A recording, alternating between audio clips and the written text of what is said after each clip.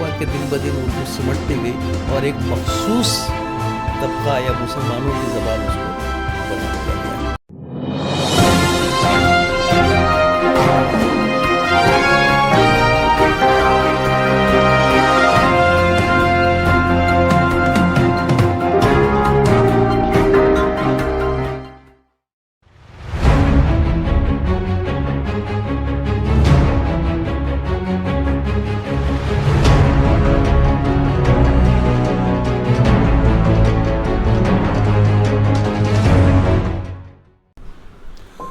آداب عرض ہے آئی نیوز چینل میں آپ کا استقبال ہے. ناظرین، میں آپ کے سامنے حاضر ہوں پھر سے پروگرام روبرو لے کر. ہماری یہ کوشش ہے کہ ہمارے سماج میں پنپ رہی برائیوں کو اور ہمارے دلوں میں بڑھ رہی نفرتوں کو کہیں نہ کہیں کم کرنے کی ہماری ایک چھوٹی سی کوشش میں آپ کا ساتھ ضروری ہے. آپ آئی نیوز کے اس چینل کو سبسکرائب کیجیے اور ہماری ہمت افزائی کیجیے. آج جس شخصیت سے ہم آپ کی ملاقات کروانے جا رہے ہیں، جن سے ملوانے جا رہے ہیں، وہ ویسے تو کسی تعارف کی محتاج نہیں. ہندوستان ہی نہیں، دنیا میں جہاں بھی اردو بولی اور سنی اور پڑھی جاتی ہے، وہاں تک اس شخصیت نے اپنا کام اور اپنا نام روشن کیا ہے. کام سے نام روشن کیا ہے. ہمارے شہر کے ہمیں ان پر فخر ہے کہ ہمارے شہر کے جو اردو کا کلچر ہے، ہمارے شہر کا جو تہذیب ہے، اس تہذیب کو وہ زندہ رکھے ہوئے ہیں. جناب نور الحسن صاحب، جو آکاشوانی سے بھی کافی دنوں تک آکاشوانی میں آپ نے ان کی آوازیں سنی، ان کے پروگرام سنے، اور کئی ناولوں کے مصنف ہے. ہم ان سے گفتگو کرنے جا رہے ہیں، ہم ان سے سوال کریں گے. سر، آپ نے سب سے پہلے آپ کا بہت بہت استقبال. آپ نے ہمیں وقت دیا، اس کے لیے شکریہ. شکریہ تو یحییٰ صاحب آپ کا بھی ہے. اس سے پہلے کہ آپ سوال کریں اور میں جواب دوں، میں ناظرین کو سلام تو کر دوں. جی آپ کیجیے. تو جس طرح کی شخصیت نور الحسن صاحب کی ہے، اس سے جو لوگ واقف ہے وہ تو جانتے ہیں ان کے تنظیمی مزاج کو. اور ہمارا مقصد یہ ہے کہ ہمارا جو کلچر ہے، ہماری جو اردو زبان ہے، اس میں جو کچھ آج ہو رہا ہے وہ غیر اردو طبقے تک ہم پہنچا سکے. سر، آپ کا یہ جو سفر ہے، آپ کافی ناول لکھے ہیں، کہیں آپ نے آکاشوانی میں اپنی خدمات انجام دیے ہیں. آپ کو کس بات نے اس طرف راغب کیا ہے؟ یحییٰ صاحب، معاملہ یہ ہے کہ میں گھاٹی پر رہتا ہوں، اور گھاٹی پر جو ہے حضرت بشر نواز رہتے تھے. یہیں سے قریب جو ہے یعقوب عثمانی رہتے تھے. اور اس زمانے میں شہر کی ایک بہترین ادبی فضا ہوتی تھی. مشاعرے ہوتے تھے، نشستیں ہوتی تھی، چھوٹے موٹے جلسے ہوتے تھے، گھروں میں بھی محفلیں ہوتی تھی. لوگ بات چیت اور اس میں بھی بامحاورہ زبان استعمال کرتے تھے.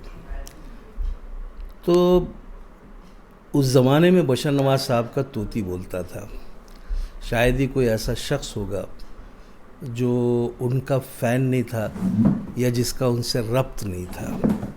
تو ان کی مقبولیت کو دیکھتے ہوئے، اور دوسرے ایک میرے بھائی تھے پھپھی زاد بھائی، حمایت علی شاعر، ان کا کلام ریڈیو پر آتا تھا، تو گھر کے اندر بھی ایک ماحول تھا.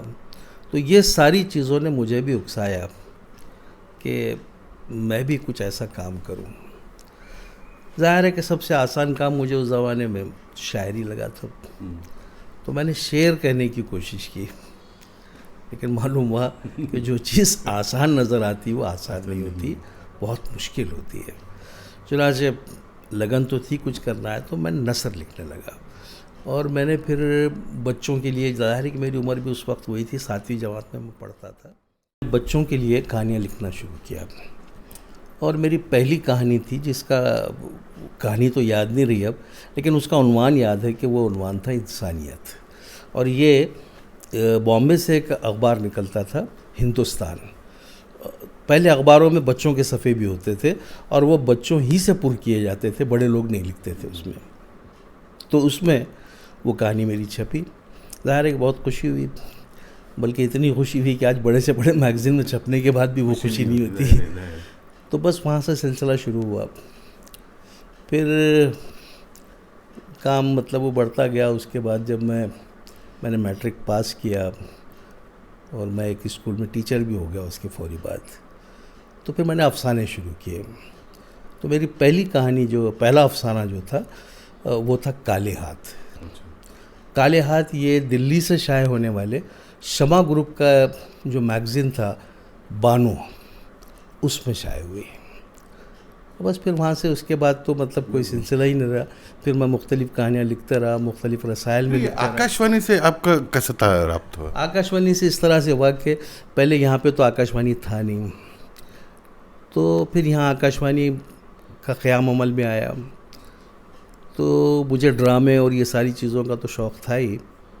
تو میں بشر بھائی سے ملا, بشر بھائی میں آکاشوانی میں پروگرام کرنا چاہتا ہوں. تو بشر بھائی ہنستے بولے وہاں بہت پڑھے لکھے لوگ لگتے ہیں. میں نے ایم اے کیا نا مجھے. ٹھیک ہے, تم ایسا کرو ڈرامہ آڈیشن دے دو. مجھے وہ بھی نہیں معلوم تھا کیا ہوتا. مطلب ٹھیک ہے, انہوں نے فارم لے کے آئے تھے تو ایک فارم مجھے دیا کہ یہ بھر دو اور اس میں کچھ فیس ہے 20 روپئے, وہ منی آرڈر کر دینا. آڈیشن ہوا, میں پاس ہو گیا. اس کے بعد پھر ایک پروگرام مجھے ملا. میں جب ریکارڈنگ کروا رہا تھا تو کبیر صاحب نے میرے 2 یا 3 جملوں کے بعد ریکارڈنگ بند کی. تو میں ذرا ڈر گیا کہ کیا بات ہے, پتہ نہیں کوئی غلطی تو نہیں ہوگی. ہاں, تو انہوں نے بولے یار تمہاری آواز جو ہے وہ مائک کو بہت سوٹ ہوتی ہے, تو تم کیجول اناؤنسر کیوں نہیں بن جاتے. تو میں ان کو ایسے دیکھنے لگا کہ یہ تو وہی بات ہوئی کہ موسیٰ لینے گئے تھے آگ اور پیغمبری مل گئی. تو بس پھر یہ ہوا کہ انہوں نے وہ آڈیشن وغیرہ وہ تو رہ گیا. انہوں نے تو مجھ سے وہیں نہیں, انہوں نے وہیں مجھے ایک اسکرپٹ دی کہ یہ پڑھو. اسٹیشن ڈائریکٹر آئے, انہوں نے بولے ہاں ٹھیک ہے اوکے. اس طرح سے وہاں سے سفر شروع ہو چکا ہے. کہیں آپ نے ڈرامے کیے آکاشوانی کے لیے, ظاہر ہے آپ نے کافی وقت وہاں پر گزارا. اس کے ساتھ ساتھ آپ لکھتے بھی رہے.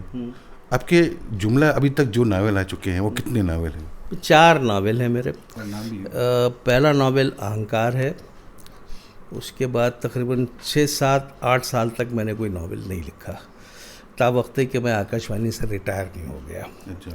اس کے بعد پھر میں نے دوسرا ناول لکھا. نہیں, نوکری کے دوران ہی آپ نے ایک ناول لکھ چکے تھے؟ ہاں لکھا تھا, لیکن وہ شائع ہوا اس کے بعد. ہاں وہ شائع ہوا اس کے بعد. تو پھر دوسرا ناول میرا جو ہے وہ ایوانوں کے خوابیدہ چراغ آیا. وہ بڑا ناول تھا. یہ تو پہلا جو ناول تھا ایک تو چھوٹا سا ناول تھا, یہ بڑا ناول تھا جو تقریباً 381 صفحات پر پھیلا ہوا تھا. اور اس میں ہندوستان کے جو پہلی جنگ آزادی 1857 کی, وہ اس پورے منظر پر وہ بیسڈ ناول ہے. اور اس میں خوبی یہ ہے کہ اس کے مرکزی کردار بادشاہ, شہزادے اور رجواڑے نہیں ہیں, بلکہ وہ عام لوگ ہیں جن میں بیداری پیدا ہوئی تھی اور انہوں نے ہی اس انقلاب کی بگل بجائی تھی. تو وہ ناول, تو وہ میرا ناول سیکنڈ ناول, پہلا ناول بھی پسند کیا گیا لیکن دوسرا ناول بہت کلک ہوا.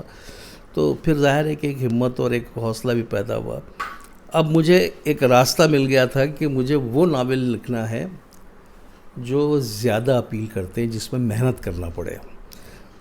ایوانوں کے خوابیدہ چراغ کے لیے بھی مجھے بہت پڑھنا پڑا, کیونکہ تاریخ کی کتابوں میں تو مطلب ایک آدھ پیج 1.5 پیج میں وہ واقعہ ختم ہو جاتا, لیکن ان پر بھرپور کتابیں ہیں. 1857 کی جنگ پر روز نامچے ہیں, مختلف لوگوں کے اس سلسلے میں مختلف ریاستوں میں جو کچھ ہوا اس پر بیسڈ کتابیں. تو میں نے سب کتابیں حاصل کی, پڑھا, اور اس کے بعد بہرحال وہ کتاب منظر عام پر آئی.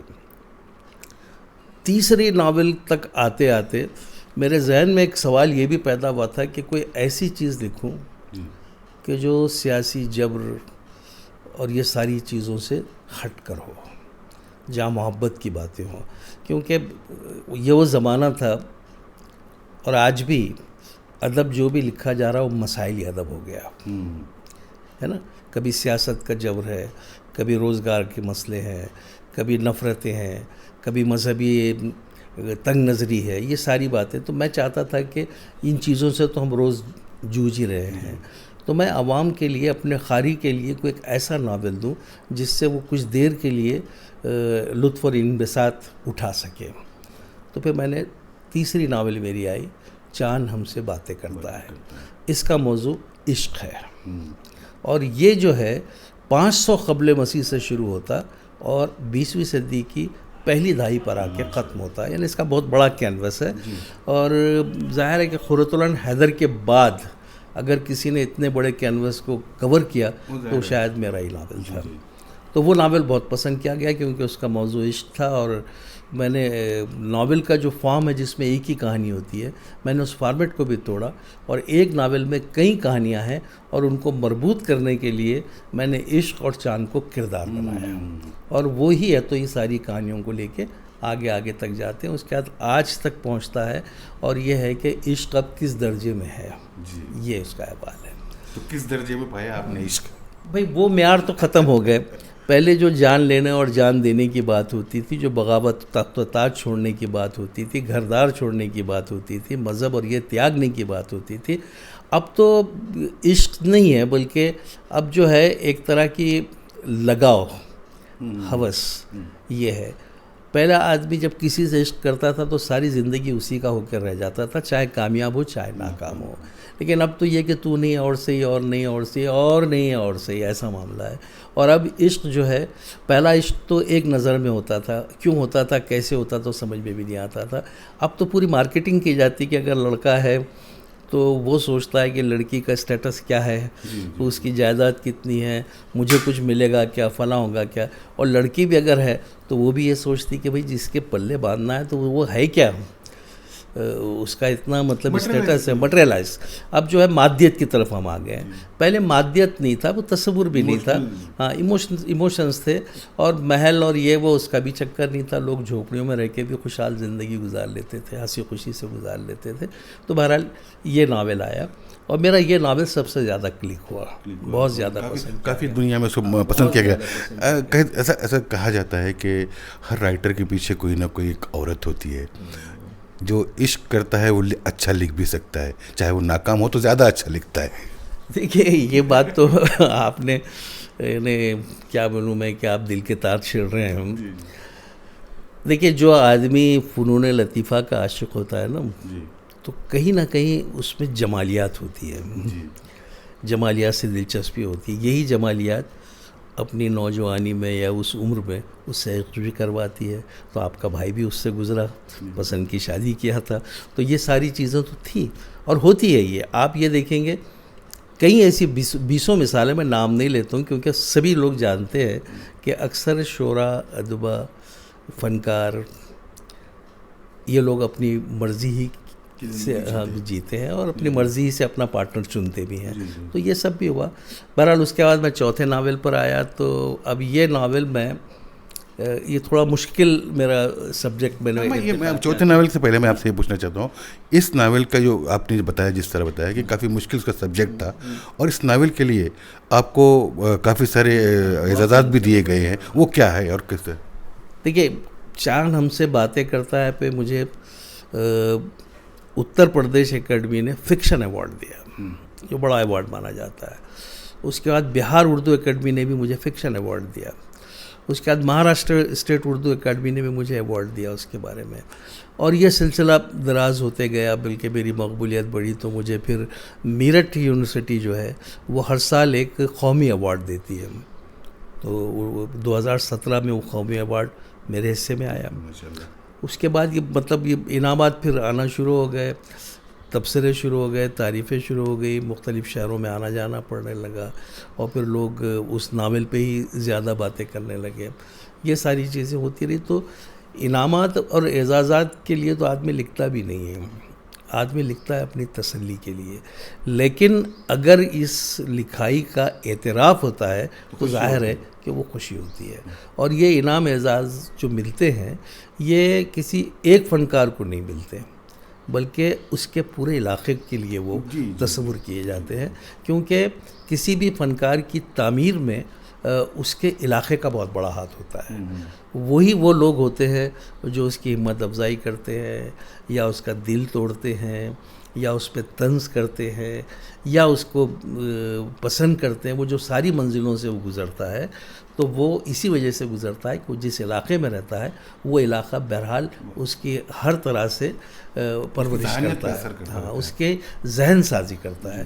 تو اب ہمارے لیے تو مطلب یہاں اورنگ آباد میں تو بشر بھائی تھے، اور میں ان خوش قسمت لوگوں میں سے ہوں جس نے جب بھی بشر بھائی کی زبان سے کوئی لفظ سنا میرے بارے میں خصوصاً تو تعریف ہی کا تھا.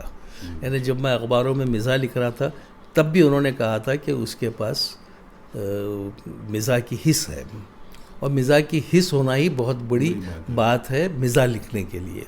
تو پھر جب میں نے افسانے لکھنا شروع کیا تب بھی انہوں نے میری تعریف کی، بلکہ جس وقت میرا افسانہ جواز میں چھپا تھا، جواز جو ہے اس زمانے میں مالیگاؤں سے نکلتا تھا گرچہ کہ وہ، لیکن اس کا بڑا دبدبا تھا ہندوستان اور پاکستان دونوں ملکوں میں، اس میں کسی کی کوئی چیز شائع ہونا باعث فخر سمجھا جاتی تھی.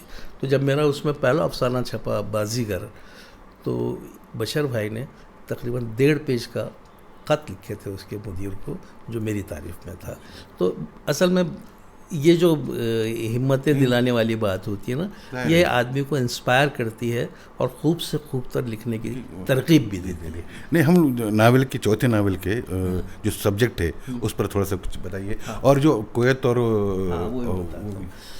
اس کے بعد جب میں نے چوتھا ناول شروع کیا تو یہ ناول یعنی اس میں کئی رنگ ہیں.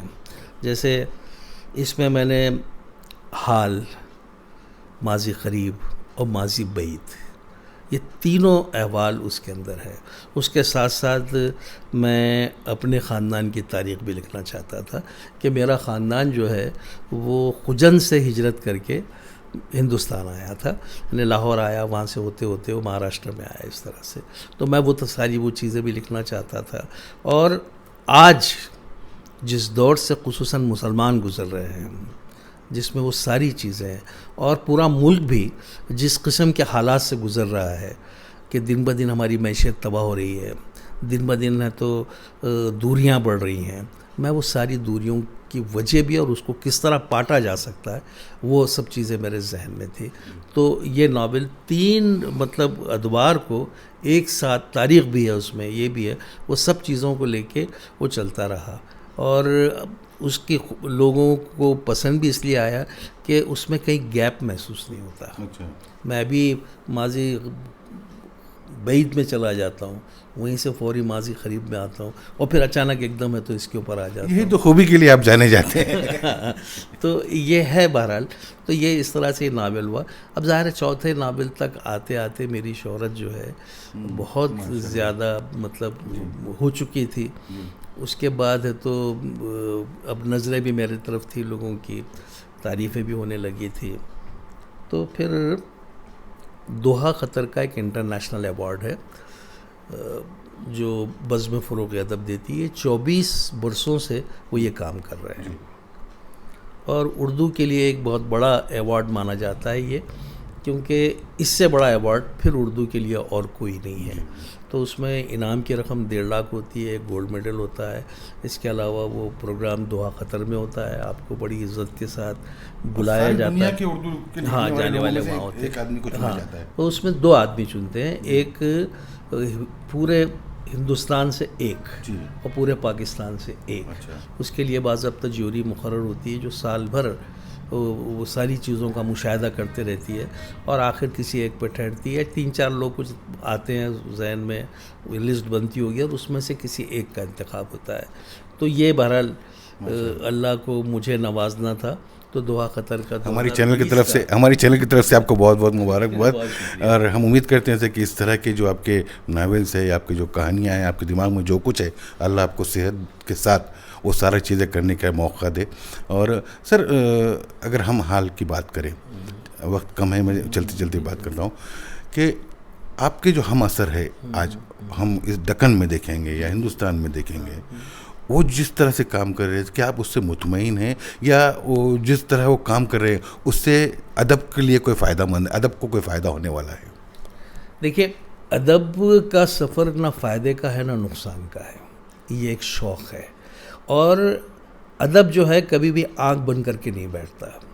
ادب وہی کاغذ پر آتا ہے جو سامنے دیکھتا ہے, جو فیلنگس ہوتی ہے وہ ساری چیزیں ہوتی ہے. تو آج کا جو ادب ہے, جیسے میں نے ابھی بتایا آپ کو کہ مسائلی ادب ہو کر رہ گیا, تو اب جو ہے ادب وہ ادب نہیں ہے جس میں گلو بوٹے کی باتیں ہیں, عشق اور معشوقی کی باتیں ہیں یا اس طرح کی باتیں ہیں, وہ نہیں ہے. اب ہم کو وہ چیزیں انسپائر کرتی ہے جب ہم دیکھتے ہیں کہ ایک آدمی جس کا کوئی لینا دینا نہیں ہے, وہ چھوٹا موٹا بیوپاری ہے, کوئی جانور لے کے جاتا ہے اور لوگ اس کو مار دیتے ہیں. یا نفرتیں جو پیدا ہو رہی ہے, ووٹ کی بنیاد پر جو ہے ذاتیں تقسیم ہو رہی ہیں, تو یہ ساری چیزیں جو ہے ایک ادیب کو بہت متاثر کرتی ہے, ایک شاعر کو متاثر کرتی ہے.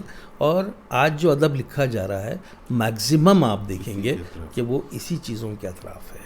اب یہ ہے کہ کچھ باتیں کھل کر سامنے آتی ہیں, کچھ باتیں علامت اور اشتہاروں میں ہو جاتی ہیں, کچھ باتیں اشاروں میں آتی ہیں. تو ادب تو اپنا کام کر رہا ہے. سر آخری سوال, آزادی کے وقت اردو زبان کا ایک بہت بڑا کردار رہا ہے آزادی دلوانے میں, ہندوستان کو آزاد کروانے میں. آج کا جو ماحول ہے, اس ماحول میں نفرتیں کم کرنا یا محبتوں کو بانٹنا یا جو دوریاں بڑھ رہی ہے اس کو کم سے کم کرنا اور سماج میں ایک سکون اور اطمینان کے زندگی میسر کرنے کے لیے اردو زبان اور اردو کے ادب کے لکھنے والے, اردو ادب لکھنے والے, یہ کیا کردار ادا کر سکتے ہیں؟ دیکھیے, آپ نے جو ماضی کی بات کی جنگ آزادی اور ملک کی آزادی سے پہلے اردو کا, تو اس وقت اردو کو مسلمانوں کی ہی زبانیں نہیں سمجھا جاتا تھا. اس وقت پورے دیش کی زبان اردو تھی. آپ دیکھیں گے کہ یہ وہی دور تھا جب فراق گورکھپوری, درگا صاحب فراق گورکھپوری جو ہے وہ ہندو تھے, غیر اردو تھے. اردو کے وہ نئے زمانے کے مرزا غالب تھے, بڑے شاعر تھے. راجندر سنگھ بیدی بہت بڑے افسانہ نگار, رام لال, 20 نام ہیں, شرون کمار ورما اور وغیرہ وغیرہ, بلونت سنگھ, یہ وہ سب, یہ تو سارے لوگ مل کر اردو لکھتے. کرش چندر ہے نا, یہ سب لوگ اردو جانتے تھے, اردو لکھتے تھے, اردو پہ فخر کرتے تھے. اردو اس وقت کسی ایک فرقے کی زبان نہیں تھی. بدقسمتی سے ملک آزاد ہوا, تقسیم ہوا, اور اس کے بعد جو ہے جب انہوں نے وہاں پاکستان نے جب اپنی قومی زبان کا اردو اعلان کیا, تو اس کے ساتھ ہی پھر یہاں کھچاؤ پیدا ہوا کہ اگر وہاں کی قومی زبان ہے تو یہاں ہم کیوں قومی زبان بننے دیں گے اسے. ظاہر ہے یہ غیر ملکی زبان ہو گئی. اب یہاں جو لوگ اردو بولتے تھے تو ان کی تعداد دن بدن گھٹنے لگی. لوگ بولتے تو آج بھی اردو ہے. دیکھیے, یعنی اظہار کی سب سے خوبصورت زبان آج بھی اردو ہے نا, لیکن اس کے راستے جس طرح سے کاٹے گئے کہ اس کو روزگار سے ہٹایا گیا ہے نا, اور علاقائی زبانوں کو عروج ہوا.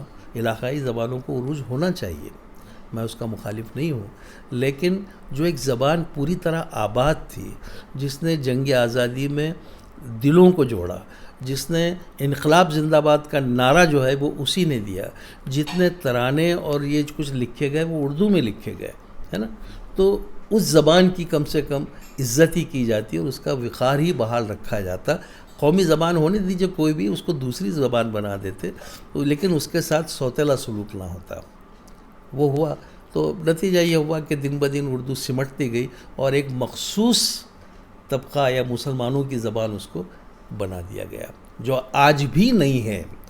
آج بھی جب آدمی تقریر کرنے کے لیے کھڑا ہوتا ہے تو وہ مجبور ہے کہ اردو کا شعر استعمال کرے ہے نا, بھلے غلط سلط پڑے گا لیکن اردو کا شعر پڑے گا, کیونکہ یہ زبان اظہار کی, میں نے جیسے بولا کہ سب سے بہترین زبان ہے. یہ جوش پیدا کرتی ہے, یہ محبت پیدا کرتی ہے, یہ نفرت بھی پیدا کرتی ہے. آپ کئی زبانوں میں گالیاں دیجیے, لیکن اردو کی گالی جو ہے پورے دل کو لگتی ہے, آ کے کھڑاک سے بالکل. ہاں, تو یہ زبان اظہار کی سب سے پاورفل زبان ہے. تو بہرحال یہ ہے کہ آپ جیسے لوگ جو جیسے اب بھی جو ہے اردو زبان اگر چاہے اور اردو زبان کو اگر وہ اہمیت دی جائے, اس کے ساتھ اس طرح کا سلوک نہ ہو اور زبانے میں اس کو چینج کرنا اگر ہو, تو ابھی بھی اردو ہی وہ وسیلہ ہے. جو پھر سے ایک بار محبت کا دلوں سے نغمہ دلوں تک گا پہنچ سکتی ہے، دلوں کو جوڑ سکتی ہے. دلوں سے دلوں تک پہنچ سکتا ہے. سر آپ نے ہمیں وقت دیا, آپ سے گفتگو کر کر بہت کچھ اطمینان بھی ہوا اور بہت ساری امیدیں بھی آپ سے وابستہ ہو گئی پھر سے. اللہ آپ کو صحت دے اور آپ کا جو کام آپ نے ٹھان رکھا ہے وہ مکمل کرنے کی آپ کو توفیق دے, اور صلاحیتیں جو آپ کے پاس ہے وہ آپ کے پاس جو کچھ ہے, آپ کا جو تجربہ ہے وہ عام جو نئی پیڑھی ہے ان لوگوں تک پہنچے. یہ دعاؤں کے ساتھ ہم آپ سے ودا لیتے ہیں. بہت بہت شکریہ سر. یحییٰ صاحب آپ کا بھی بہت شکریہ کہ آپ نے مجھے یہ موقع دیا, مجھ سے باتیں کی اور مجھ سے وہ چیز اگلوانے کی کوشش کی جو میرے دل میں تھی. بہرحال آپ کا بھی بہت بہت شکریہ. یہ تھے جناب نور الحسن صاحب. ہمارے چینل کی ایک کوشش ہے کہ جو ہماری تہذیب ہے اور اس کو زندہ رکھے ہوئے جو لوگ ہیں ان لوگوں سے گفتگو کریں, ان کی دل کی بات آپ تک پہنچائیں. ہم چاہتے ہیں کہ سماج میں جو نفرتیں بڑھ رہی ہے ان کو ہم ہماری چھوٹی سی کوشش سے کم کرنے کی جستجو میں ہیں, اور اس جستجو میں, اس سفر میں ہم آپ کا ساتھ چاہتے ہیں. تو آپ سے پھر سے ایک بار گزارش ہے کہ پلیز آپ ہمارے اس چینل کو آئی فون نیوز کو سبسکرائب کیجئے اور ہمیں ہمارے کام کی ہمت افزائی کیجئے تاکہ ہم ہمارے کام جاری و ساری رکھیں. اگلے ہفتے ایسے ہی کسی مہمان کے ساتھ آپ سے ملاقات کریں گے. تب تک کے لیے میں اپنی ٹیم کے ساتھ آپ سے اجازت چاہتا ہوں. خدا حافظ. جے ہند.